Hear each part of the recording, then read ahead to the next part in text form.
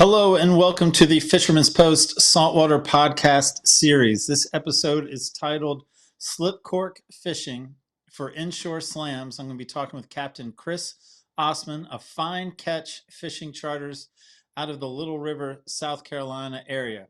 We're going to be covering such areas as how to make the rig, and then we're going to be talking about fishing different depths, locating fish in a large/new area, and best baits to float. My name is Gary Hurley of Fisherman's Post. Fisherman's Post has been serving the fishing community of North Carolina since 2003. We've been bringing you fishing reports, fishing information, fishing tournaments, fishing schools, and here in our latest and greatest efforts, the podcast series where we reach out to our captain and guide friends from up and down the North Carolina coast and ask them to share with us their thoughts, their insights on how to catch more fish more often. And in this endeavor, I am joined every week by my podcast partner, Billy Thorpe of Thorpe Creative. Billy, what's going on, Gary? Are you ready for another podcast? Dude, I'm ready, especially with this guest. I mean, he gets a little wild. We're going to keep him on track, but I'm pretty excited to have Chris on the show. And, yeah, man, it's going to be a good time. He's super knowledgeable, and I know that because he's on our fishing reports every week. So He is. He's a good communicator. He's very great wealth of knowledge. So I'm excited about that. Also excited about our new sponsorship relationship with our new friends over at SRD20. So I'm going to jump over here and let's talk about these guys for a little bit. They reached out to us, said, hey, we want to be on the show. And so they sent us some products. We have the graphene spray protectant, and then we also have the wash and wax, waterless wash and wax. You can go to srd20.com to learn more about those. Unless Gary, you know a little bit about those, I believe. You're a cleaning chemical expert. Is that correct? I am not a cleaning chemical expert, but I am definitely the target market of our new sponsor because their motto is it shouldn't be hard work. And I can tell you that as much as I love my boat, I don't love all the processes of the involved wax job and the involved upkeep. And so a product such as this sponsor is presenting is right up my alley because while it is tempting to do a simple bleach wash, that is not ideal for the boat. So I'm glad to have this new product that it isn't hard work, but yet it is producing results. So they're not a chemical expert, but I am their target market. You are the target, Gary, and this is what your boat looks like when it's getting sprayed by these. So you're in perspective of your boat. So they sent us a few bottles. Super excited about that. So you guys go check them out, srd20.com. Did you like that, Gary? You like that? I did, man. There you go. There you go. It's that good camera work I learned in college. Thanks, Mom. All right, now our next sponsor is our longest-running sponsor. We really appreciate these guys. Partner, really. Not even a sponsor, but partner of the show, Marine Warehouse Center. Got a quick message from them. We'll be right back. At Marine Warehouse, we have everything from trailer parts, engines, engine parts, new boats, boat parts, a full store. We have a service department. We are your one-stop shop for marine equipment and hardware. We offer a wide variety of parts and accessories for all your marine needs. The best part about working at Marine Warehouse Center is to help customers really get the most out of their coastal lifestyle and share our love for the water. At Marine Warehouse, we're here to get you out on the water because of our love for the water. We like being out there and we want you out there with us. All right, you heard it. They want you out there with them. They do. They really do. I mean, those guys are certainly in business and in business to make money, but that isn't a problem, especially with how they go about their business, which is, again, being part of the fishing and boating community, enjoying the fishing and boating community themselves, and very happy, as you say, very happy to have them. I like your wordsmanship there, partnering, perhaps even more than sponsoring, man. Good for Marine Warehouse, man. Love those guys. Yeah, man, absolutely. Appreciate them. They've been, like I said, partners of the show. And, you know, what I love about it is more than just the episodes, but it's really our opportunity to chase Emmett around the world and have people send in pictures of Emmett because he's been traveling a lot lately. And so, Gary, you're never going to guess. I'm going to give you a couple hints, but you're never going to guess what he's been out doing this week. So I'm never going to guess. Even with a couple of hints, I'll never guess. You'll never guess. Challenge accepted. All right, here we go. Where in the world is Emmett? And the first I got it written down here. The first hint I'm going to give you is he is at a sporting event that's been around for over 200 years. That was actually 2 hints in one. I gave you a freebie. A sporting event that has been around for 200 years. Yeah. States or abroad? In the States. 200 years, States. Golf. He's golfing. Nope. All right, I'm going to give you one more hint. This is the official sport of Texas. If you can't guess this, then I don't know what to tell you. Football? Nope, not football. Rodeo. Oh, there we go. Ding, ding, that ding. was I don't know. I think I tied. I don't know. I think I already said too bad, Gary. Too bad. You lost. as my 4-year-old says, like, you lost. You lost. Anyway. Well, I'm glad to see him getting out there, man. That guy works hard, just like all those guys. I'm glad he gets away to Texas and takes in a rodeo bull ride or whatever that was. Man, good for him. I can tell he's a smart guy because all genius people throughout history wear the same clothes all the time, and he does. So I really appreciate it. Man, I'm a genius too. Then right on. Yeah, me too. Wait till I tell my wife. Wait till she hears that she's married to a genius. Oh man, I'll tell you what is genius, Gary, is this next photo I got right here. This guy, Doug, he's a genius. Doug Hood of Supply with a 26-inch red drum that fell for a live finger mullet while fishing in the Lockwood Folly River. So good-looking fish. Beautiful sunset behind him. I mean, I don't know. I was going to say, man, I'm looking at the sunset. I'm looking at green grass. I'm looking at calm waters. I'm looking at a blue shirt. Man, good photo. I like a good fish photo. Yeah, man, it's a good one. So we appreciate those guys. And he probably listens to our fishing reports, which Chris is on every week. So I'm going to throw it over to you, Gary. Nice little softball pass here for you to talk about that for a second. I'll take that. Fisherman's Post now offering weekly inshore, nearshore fishing reports. You sign up at fishermanspost.com underneath member content. There is a fee. Again, the newspaper is still free. The website still does fishing reports every month. But if you want more often than weekly fishing reports, again, fishermanspost.com. Member content. We're talking to 11 captains every week from all up and down the North Carolina coast. Inshore, nearshore bait, species-specific insight, advice, experiences. Check it out. Well done, man. You read that teleprompter just like I put it on there. Good job. Not really, but anyway. Oh man, yeah, man, great. It's great. It's a lot of it's a lot of fun. It's a lot of work for everyone involved, but it's a ton of fun. And it's nice to hear what's going on and get that now information. So it's really good. And it kind of plays to Fisherman's Post in relationships, man. I mean, now that we're talking with these guys every week, man, they have become friends. And, I think that shines through in the fishing reports. I mean, I think the fondness we have for them, the connections we've built on, even before this project, but certainly since this project started, it's part of what I enjoy. And I think it's what people have already signed up and been checking them out all summer enjoy. Yeah, man, your free fishing trips have went up 50% this year. Yeah, I mean. Gary's been on more captain's boats, up 50% since this project started. No, I mean, funny thing is, hey, it's not a joke. What are you talking about? No, again, genius. Perhaps there is some genius to this guy who wears the same shirt often. Not all the time, but often. No, that's not the same shirt, man. Your shirt has holes in it. We all know that. Like, that's a fake shirt. That's for sure. Well, this one doesn't, actually. This is a new addition to the rotation. But enough about me and my wardrobe. Billy's best takeaway is what I'm going to finish this conversation with. Billy's best takeaway at the conclusion of my conversation with Captain Chris Ossmann. So right now, I will introduce Captain Chris Ossmann, fine catch fishing charters out of Little River, South Carolina, slip cork fishing for inshore slams. Welcome to the show. How's it going, Gary? It's going good, man. Happy to have you here. Happy to have you in the podcast studio, not the weekly fishing report studio. But even with the relationship we've developed over this season, doing weekly inshore, nearshore fishing reports, you do not get to move forward without the standard 2 questions. You tell me you're ready. I give you question number 1. Hit me. Question number 1, why should we listen to anything you have to say about any of the inshore species, inshore slam species, or even a slip cork rig for that matter? Because it's been tested and proven. And all the guys that know me up there in Little River, if they don't see a cork on the top of my boat ready to go, I must be sick.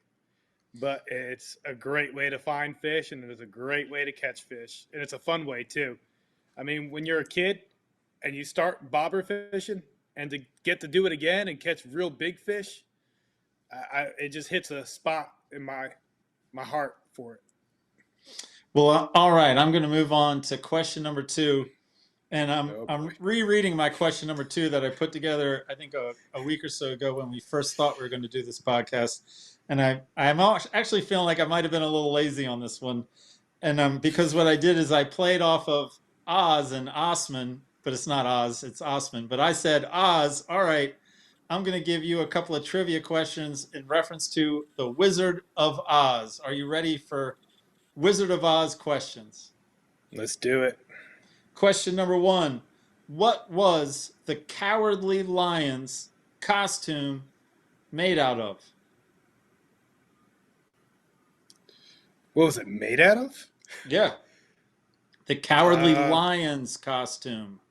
Lion's costume. Oh, God. It wasn't made out of, like, the feathers from the flying monkeys or something like that? No, man, it was made out of a real lion skin and hair. That's why I kept emphasizing lion. The lion costume was made out of real lion skin and hair. And now the next question is even harder. You got any idea? You don't. Any idea how much did that lion costume weigh? The Cowardly Lion's lion costume. How much did it weigh? You can tell by how I'm asking. It was a lot. It probably weighed about 120 pounds. Man, that is a good guess. It was actually 90 pounds, but man, 90, 120, I guess there's a difference there. But man, if you're over 90, if you're at or over 90, like that is It don't matter. It's heavy. That's heavy. But enough about lions, enough about Oz. And again, I'm talking to Osman, not Osman. But let's talk about slip cork fishing for inshore slams. And I like your approach to the show. It all starts with the rig. Before we could talk about species specific anything, please give me an in-depth explanation of that slip cork rig, what you have found to be most effective. So that's probably the biggest question I always get when we talk about slip cork fishing. And the first thing they want to know is, how do you make it? So real simple. I normally start off with getting about 25 to 30 pound monofilament. And what I end up doing is I do about 2 arms length, stretch it across, so you get about 12 feet. And the reason behind that is there is this little bobber stop, which I'll show you in a minute, that slides up on that mono. And if you have a heavier mono like that, it keeps it in place. It doesn't slip as much. If you have a thinner mono, they do make bobber stops that go on thinner line, but it just happened to be that I like the way it slides on the mono versus your braid or on a thinner piece of mono. But 25 to 30 has been what I've kind of stuck with. And the first thing you want to do is you want to tie that leader, that 30, 25 pound leader, to your braid if you're using braid on your line, on your reel. So normally what I end up doing is you can do a uni knot. If you don't know how to do a uni knot, it's easy to look it up online.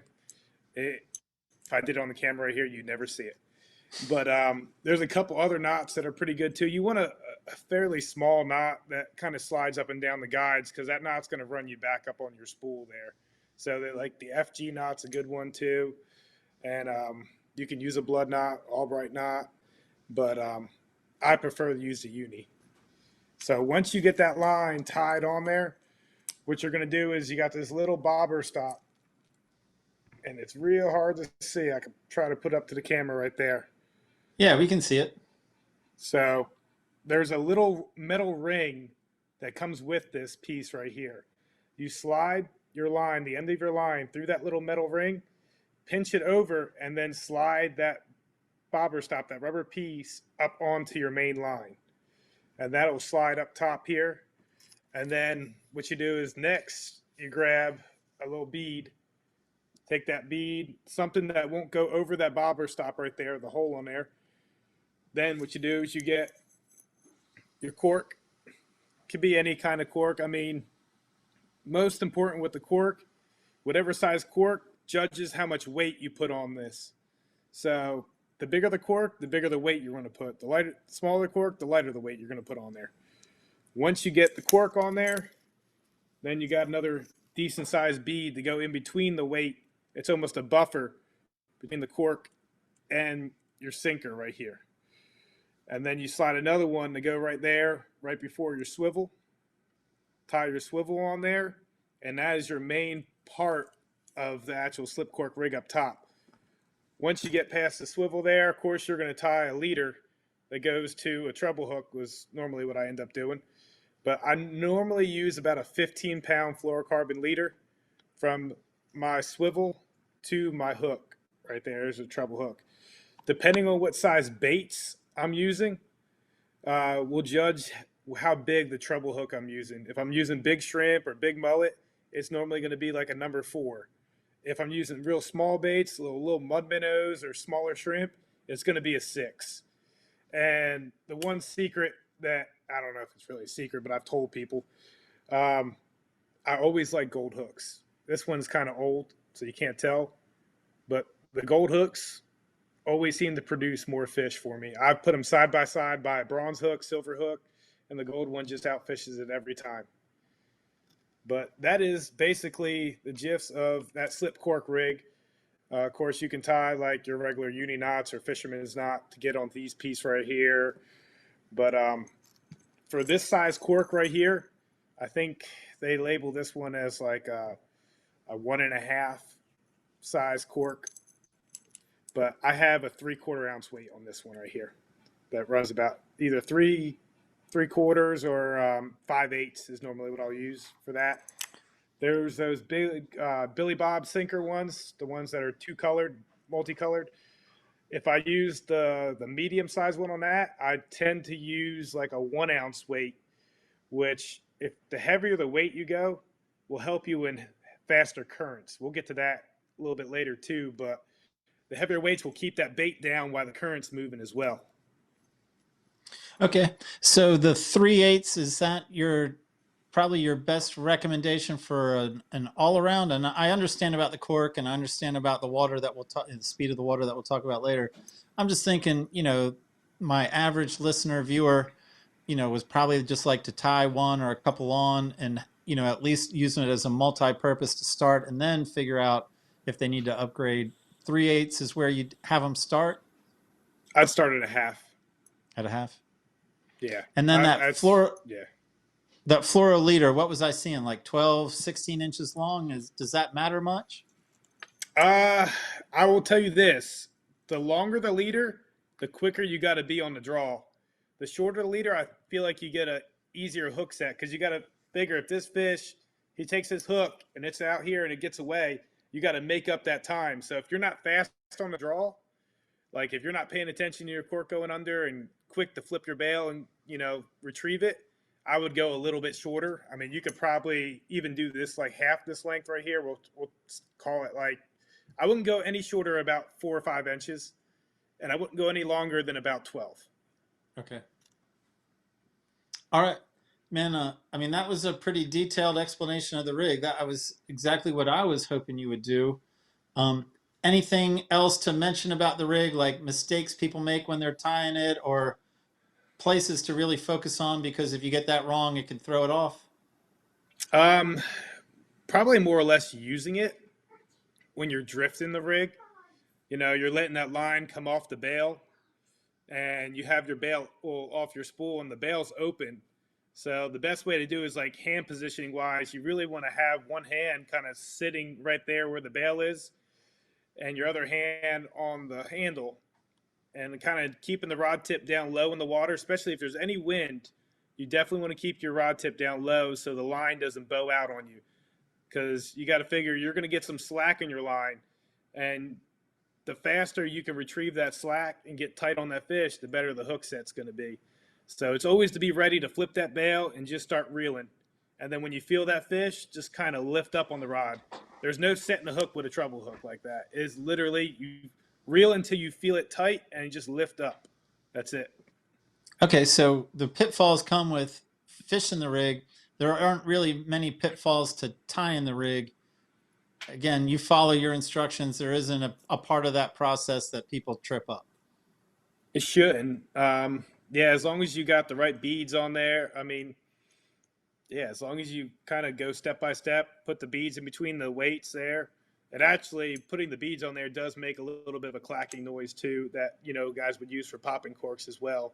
So you can kind of use it both ways. But the only thing I can see is eventually what will happen is that little rubber bead right there from moving it up and down the line, it will wear out over time. So if you got a rig for a couple weeks or something like that, and you notice that the sinker is pulling on it too hard and it's starting to move on you, it's probably getting worn out. You need to replace it. Okay. Well, let's go to, and I love what you put in the show notes, locating fish in a large and or new area, because, I know that people, they want to know where the fish are probably more than anything else. Like, where do I go? Where do I go? But again, you got to search, you got to seek. And so how do you employ this slip rig to do exactly what your show notes say, to figure out a new area or a large area to find a fish? So a lot of the fishing we do is in the intercoastal waterway there, which is a huge, long stretch of water.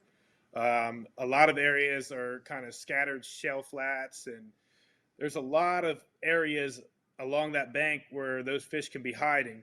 And instead of working up and down that bank casting, you can kind of set up in whatever zone you want to be in, whatever depth you want to be in, and set your cork to, maybe mid water column.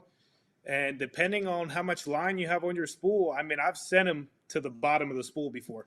I've drifted them 150 yards down the bank. And not to say if you drift it down 100 yards, you're going to catch that fish. But if you get hit and it was a good fish, like rips it right under, no playing around with it, you can readjust yourself and move closer to that spot and get in within range where it's more feasible for you to actually hook that fish. Okay, so is that perhaps the most ideal application of this slip cork rig, for our purposes, which is down a grass line, down a bank, and just letting it, I guess, hug as close as it can to that bank? So you can fish at many different areas as well. I mean, you could go right up along the bank and run it shallow, depending on how deep the water is there. Or what I always tell people, if you're not catching them at a certain, I start from my bottom and I work the way up. So whatever the depth is, I set my cork about a foot off the bottom or maybe a little less. I drift it. I'll do about 4 or 5 drifts. If I don't get bit, first thing I do, I move it up in the water column. Move it up about a foot or two or about mid-water column, whatever the depth is. And then I send it down that way. The only time I really run it super shallow, if it's deeper, is if I see fish busting on top and I know they're feeding on mullet moving around the top. But for the most part, you can cover large areas down the bank, but you can also cover a large zone of water in the water column as well as you're drifting down the banks. And you can cover any kind of bank. Like, let's say you got 2 grass flats and you want to get, by one, there's an oyster mound. Let's say you can't even get the boat over this one mound. Say it's too shallow. You could drift a cork over there and get to a place where you can't even get to. Okay. So what was I just thinking? So if we're set up and on your boat, I'm guessing ideally we're just sort of dropping the rig into the water. We're not even casting. We're just going to just sort of drop it down and let it pull away from the boat. Again, maybe we'll ask you a little bit more about the description about the finger and, making sure we're keeping the rod tip down. But I'm guessing there are some times where you are asked to cast, or the client's asked to cast, and it seems like, man, that's a pretty bulky rig. Like, what advice do you give people, or what instructions do you give them when they are making something of a cast to make sure it doesn't loop over or foul on the cast, and so when it lands, it's clean and gives you the drift you want? So for the most part, that bead will go all the way up through the guides, that little rubber piece. So really the only piece you're actually casting is going to be this little section right here, kind of just like if it was a popping cork. So as you cast it, what I always tell people is I always try to palm my spool and slow it down that way. So it slowly slows it down, and that weight will come out in front of the cork instead of behind it, which causes it to wrap. So as long as that weight hits the water first, you should be good where the hook won't wrap around or the weight won't wrap around. It's almost nice to like slow it down and almost stop it before it hits the water, just to kind of stretch the rig out as it hits the water. And then the idea is once it hits the water is to let it drift unobstructed, just to have your finger over the spool, but with the bail open, and then sort of somewhat control the line going off, or how, again, how I know you have people on your boat on a regular basis that have never done it before. So what's your standard instruction? So if we are casting it like that, what I end up telling them to do is cast it, and depending on how the current's going, sometimes I'll have them feed the line out and let that cork just drift naturally. I don't want it to be any kind of restriction when they're drifting it. I just want it to naturally go down the current right there. So sometimes I'll have them feed it out, but if I see a bow getting in the line, I will tell them, hey, close your bail for a second, reel it up tight, and then reopen it and let it drift back down again. That way you can kind of eliminate some of that bow in the line and get you a little tighter line as you're drifting down. But if you're drifting it straight off the boat, for the most part, all you got to do is just keep that rod tip down low. And if the current's not running real strong, you might have to feed it out. But if you get any kind of bow in the line and you know it's going to mess you up, it's best to probably close it real tight and then start all over again and kind of reopen it and let it drift from there. And then I'm asking you to repeat yourself, but I just want to repeat it here again, and walk me through one more time the instructions you give someone on your boat when they get a bite. The bobber goes under, and you've told them in advance. You don't wait for the bobber to go under to give them the instructions. You are telling them on the boat that when the bobber goes under, what happens? So as they're drifting the corks, I'm watching them all the time as well. So I normally, first one, I'm telling them it's under. But they see it go under. The first thing I tell them to do is not to reel. You got to close the bail first. As soon as that cork goes under, you close the bail, then start reeling. You reel until you feel resistance. You feel that fish on there resistance-wise. Then just lift up on the rod, and then you should be good to go. I mean, that treble hooks, if they're sharp, I mean, the ones I use are sharp. So once you get tight on them, I mean, you're good to go. That fish, you should have just enough drag, and you don't want to be too heavy on a drag too, because those treble hooks can rip out if you have too much drag on them. But as long as you come tight to that fish as you're reeling the slack up and then lift up on the rod, that little bit of lifting up on the rod will bury those treble hooks into that fish. You don't want to yank it because it'll rip it out of his mouth. But that little bit of extra like pulling up on there will be all it needs. What do you think is on your boat, what do you think is the bigger culprit for missing a fish? Is it too much bow in the line, or is it pulling the hook too firmly, say ripping it out of the fish? It's probably looking at their cell phone and not pay attention to the corks, but it's I would say the bow in the line. The bow in the line, I've seen a lot of people miss fish with that bow in the line. But yeah, that's probably it. I know some people get a little hard on them when they're trying to rip it, crank it and set the hook on them. I mean, you'll probably miss at least 75% of the fish you try to set the hook on and yank it out of their mouth. I mean, it's that bad. But the bow you won't even get to that point at that point. They're going to either spit it out, or they're going to drop it, or they're going to be gone if you have that much bow. All right. So this podcast is going to be released in September, or maybe it's late August. I didn't look at my notes before the show started. What I'm getting at is, our title is Slip Cork Fishing for Inshore Slams. I know there's going to be repetition. I know there's going to be, some duplicity. But let's go through the species and tell me, one, the favorite couple of bait options. I don't want just one bait option, but I want a couple of bait options for fall fishing. And I guess we'll just go through. I mean, I'm guessing you're talking, red drum, trout, and flounder. Want to do them in that order? Yeah, we could do it in that order. And then in addition to the bait options, maybe a little bit more on the scenario, the environment, the geography that, you most look for when mostly targeting that one species of the inshore slam. So what do you got for me for red drum first bait options? So bait options on a redfish, I typically like to use finger mullet if I'm specifically targeting them. Um, you can catch them on shrimp. You can catch them on little peanut pogies as well. But when I'm slip cork fishing and trying to cover a large piece of area for redfish, it's normally down our intercoastal waterways where you get multiple schools that are scattered down along the bank. And what I end up doing is a lot of times my first choice is going to be a finger mullet because that's what's normally running down that bank. I'll set my corks, and a lot of these fish can be anywhere from it could be like 6 to like 12 inches of water right up on the bank. You can see their backs out of the water sometimes. But what you can do is you set your slip cork almost about all the way so it's not going anywhere. It's like pinned to the swivel. And you throw it up there and just free line, just feed it out there and let it just go down that bank with that finger mullet and let it keep going, going, going until you basically can't see that cork anymore. Once you get that far, you can't see it, reel back in, try a little bit further out, maybe make it a little deeper, send it down the bank again. I mean, there's a lot of times that I'll do it multiple zones on that bank to see if they're feeding up shallow, which normally they're going to be as shallow as they can be when they're feeding, and then kind of moving when they're a little bit deeper.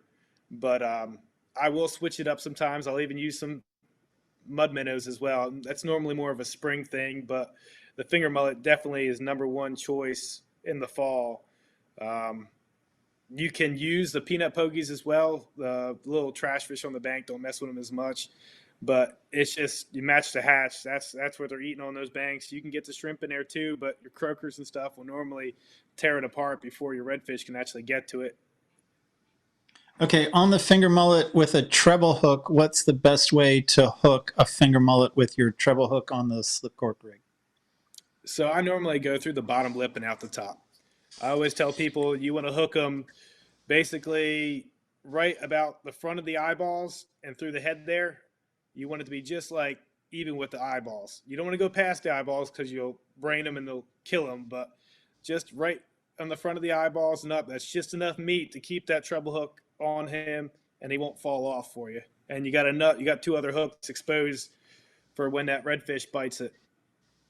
Okay, now same question, same scenario with trout. And again, we're focused more on like the September bite.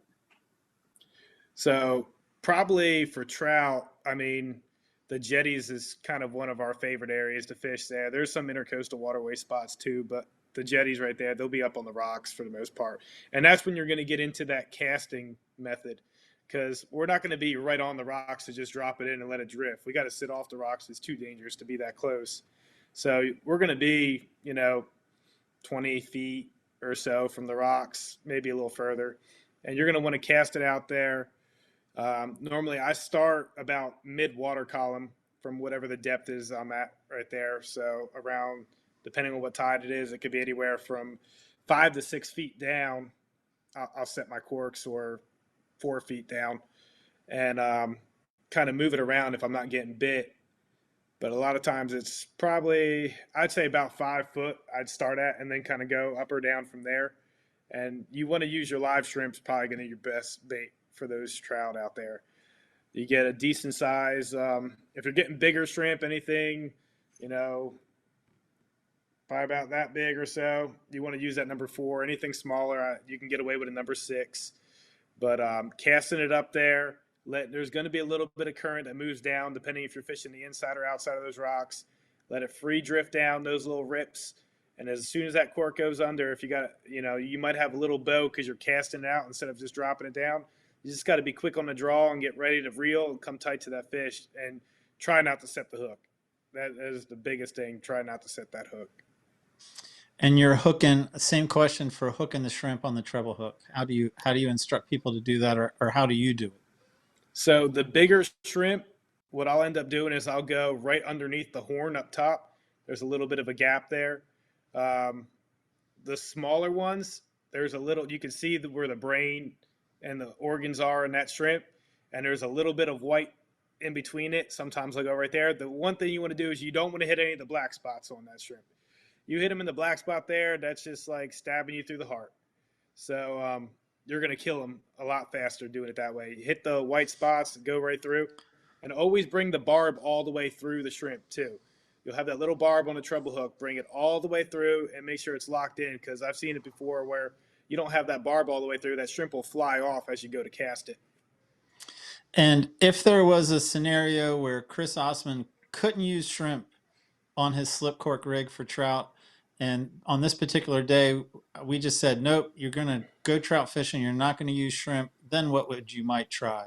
Again, talking about September, October. So there's two different methods. If you want to stay with the live bait, you can use finger mullet. I tend to use smaller finger mullet for the trout out there.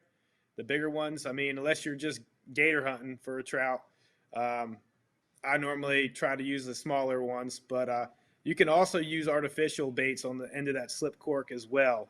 I've used the voodoo shrimp. I've used the savage shrimp, all those imitation shrimp right there.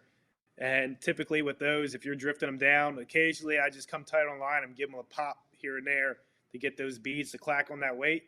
And I can use the artificial ones and do them that way too, especially in September when there's a good bit of bait moving around. Those fish get a little more aggressive as well. So I'm guessing it's a pretty light jig head if you're going the artificial route. Yeah, if you do like the voodoos, I mean, there's 1/8 of an ounce on those things. The DOAs are normally as much as 1/8 or 1/4 ounce. What I'll do is sometimes I might take away some of the weight on the rig. I might drop my weight down to something a little bit lighter because you're supplementing it for the actual artificial bait. But as long as that cork can stay above the water, you're good. That's the main point. You just want to get that cork to be like halfway floating in the water. All right, so following your advice, I've now hooked and landed 2 of the 3 inshore slams, and now I'm looking at you saying, man, I want to use this. I want to finish my inshore slam. I want to use this rig to catch a flounder. So a lot of the areas along the intercoastal and some of the main channels off the intercoastal there, you have a lot of stretches where there's multiple creek mouths that come out along the bank. And with that slip cork rig, depending on which way the tide's moving, and you can kind of float down that stretch through those creek mouths and cover multiple creek mouths at one point in time. The number one bait I would use would probably be finger mullet. It seems to be, I mean, in the fall, we're talking September, I mean, you got mullet everywhere. That's the one thing they're probably eating more of than anything else. So I tend to start, and I know the contour line or how deep it is kind of through some of those areas. If you hit a hump or something like that, your bait might get stuck on it. But if I'm fishing 12 foot or if I'm fishing 10 foot, I got the bait probably about 8.5 foot down if I'm fishing 9 foot or so. You're going to be about 6 inches off the bottom. You want to be that bait is almost dragging the bottom. And that cork, instead of you pulling it back, the cork is pulling it away from you, just dragging it right up along the bottom. And what will happen is sometimes you'll get that flounder will grab that bait. And we always say, hey, when a flounder eats a live bait, you want to give him time to eat it. Don't be fast. Don't jerk it out of his mouth. But with that cork, you'll notice that it'll look like the cork snagged. The cork will stop moving, and it's like, oh, boy, I'm stuck on an oyster shell or something like that. So I always tell the people to don't go too crazy when you think you're snagged on the bottom.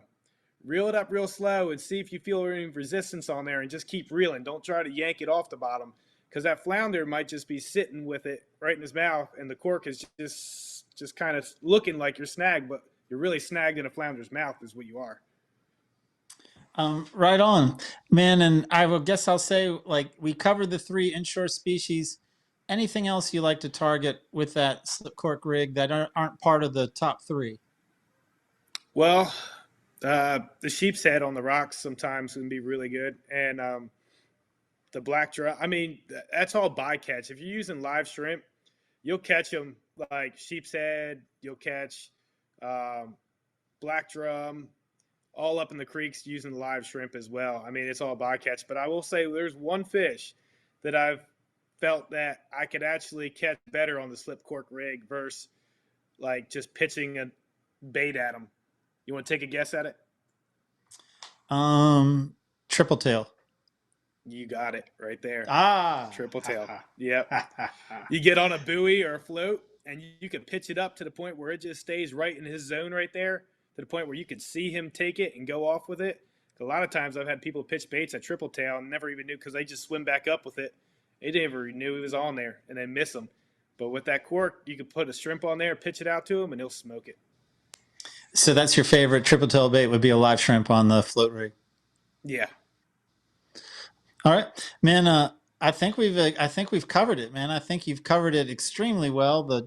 What we undertook tonight, but I don't want to say goodbye to you without giving you one last chance. Like, final thoughts on slip cork rig fishing. Final thoughts on slip cork rig fishing inshore slams in September, October in the Little River area. It's your floor to wrap your podcast up. So the only thing I'd probably add to all that is, if you are planning on fishing, let's say the inside of the jetties or a place with a lot of current, like I was saying with the weights on those rigs, you need to use a heavier weight. It'll keep that bait down lower. And with the current moving fast, you can actually pick up your slack without moving the cork over out of the strike zone too much. So if I'm fishing the inside of the jetties where the current can be ripping sometimes, it'll be moving really fast. I might use an ounce or maybe even an ounce and a half, and I'll use a big cork. Something that I know that it just will pull it about maybe a quarter to halfway under the water. And as long as that cork is just staying halfway out of the water, you're good to go and drift it down. And it'll keep you in that strike zone tight to the rocks without you pulling it off the rocks with one of the lighter baits. All right. Well, I actually lied. I maybe one or two more questions. With all this scenario, you're either anchored up, or I'm guessing you might be using spot lock on a trolling motor. Is that correct? Yeah. Normally we're on the spot lock on the trolling motor. Or if we're shallow enough, we'll power pole down and we're drifting out the bow. Is there any scenario where the boat is drifting as well as the cork rig, or are you always stationary and letting the cork cover ground? I'm letting the cork cover ground. I'm normally stationary. Okay. That's the whole point. I mean, instead of you drifting, the cork's doing the drifting for you. So if you got two drifting, it's like you're not really doing much. I mean, I just figured I just wanted to make sure. I thought maybe someone might have that question. Man, Captain Chris Ossmann, fine catch fishing charters out of the Little River, South Carolina area. This was just the conversation I was hoping to have. I am a huge fan of the slip cork rig, and I've probably fished it more in your backyard, Little River area, the rocks, the ICW, than anywhere up and down the coast. But it is absolutely an effective tactic in so many places. And I think once people give it a shot, they're sort of like, why did I take so long? Thank you so much for sharing with us. As guess what I'm trying to say, man. I've enjoyed thoroughly our conversation. No, I appreciate it, Gary. I'm glad to be able to show everyone how it's done and how to use it. All right. And then again, hop on Chris Ossmann's boat. He'll show you in person how to use that. Now you're getting better instruction and going home with some fish in the cooler. Captain Chris, look forward to our next time, whatever that next time is. I appreciate it, Gary. Yeah, man. Billy Thorpe, now it's back to you for Billy's, excuse me, I got to itch my eye, for Billy's best takeaway. You're scratching your eye. I'm about to vomit on myself because something got stuck in my throat right when you said my name. But, man, a lot of great information. Those slip cork rigs have been pretty popular lately. A lot of conversation around them. A couple takeaways that I got. Well, actually, I'll just say this one statement. No ripping lips, no bow in the line, no cell phones equals no missed fish. So, put those cell phones That's good. down, That's a good kids. takeaway. I mean, you nailed it. The bow in the line and the ripping lips, and go ahead and throw the cell phone in there for good measure. Yeah, dude, finding fish is hard enough, but missing a fish is heartbreaking. That is, yeah. Especially if you're missing a fish because someone's on their phone. Oh my God. Especially if you're an underprivileged fisherman like myself compared to someone like you, Gary. It's very saddening when I get to go that if I miss a fish. So I wrote that down. I'm like, I will not rip some lips, even though that's pretty fun. I'll leave Billy the bass fisherman at home. So, yeah, man, always a great time with Chris, man. He is a knowledgeable guy. So Get on his boat and learn it. Let him teach you right there on the boat. It's one thing to watch him on camera. It's another thing to be in person. So it's worth the investment. And did you notice how I nailed the question he threw at me? I nailed the triple tail. You nailed it, because I don't know. Maybe because you've done that on his boat before, is my guess. That's a good guess, but I haven't. Actually, I have never caught a triple tail. I have been on the boat when a couple have been caught, but it wasn't my line, and no one handed me the line to reel it in or anything like that. I mean, that's, wow. Shame on I'm joking myself. But Whoever I've been did on the boat that. for a couple caught in the Cape Fear River, just like you said, off of crab pot buoys. And that's why I got the question right. Both fish were slip cork rigs. It worked very effectively. Not for me, but for the other people on the boat. And whoever that was, you're never invited on one of Gary's trips again. Oh yeah, they were. I cut them right off. I was like, you don't do that to me. You know what? Any fish that's being caught on this boat, you can hook it, but I reel it in. I mean, in the article I wrote, I caught it, but in reality, I didn't catch it. But I mean, in tie lines, I said I caught it. I said, give me that fish. I'm holding that fish. Dude, that's the only thing I can do. Hold fish. Anyway, well, Gary, appreciate you, man. And want to shout out to our sponsors again, SRD20.com. Go check those guys out for all your boat cleaning needs. And then if you don't have a boat to clean, go to Marine Warehouse. They'll get you one. And they also ship worldwide. So if they have something you want, be sure to reach out and they can ship it to you. So, Gary, appreciate it, man. And we'll see you in the next one. Yes, sir. Fisherman.